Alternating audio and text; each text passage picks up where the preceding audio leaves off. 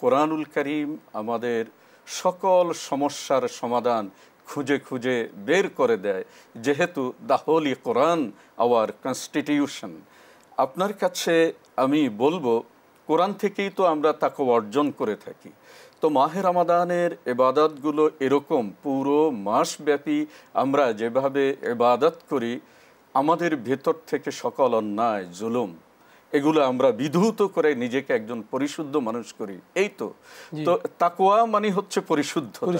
তো আমরা মাহে রমাদানে আর কি কি উপায়ে তাকওয়া অর্জন করতে পারি? চমৎকার একটা প্রশ্ন করেছেন।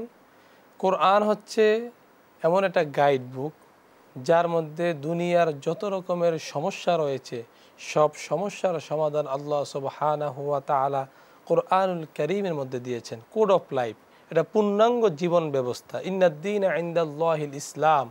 আল্লাহ সুবহানাহু ওয়া তাআলা আমাদেরকে যে একটা দিন দিয়েছেন, ইসলাম দিয়েছেন। দিনের কয়েকটি শব্দ কয়েক জায়গায় ব্যাখ্যা আছে।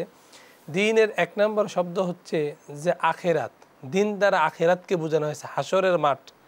যেমন আল্লাহ সুবহানাহু ওয়া তাআলা সূরা মাউনের মধ্যে বলেছেন বিচারের দিবস। যেহেতু আমাদের একটা বিচার দিবস আছে, ওখানে আমরা যা পুণ্য করি এবং যা অপরাধ করি আল্লাহ তাআলার কাছে আমাদের জবাবদিহিতা করতে হবে।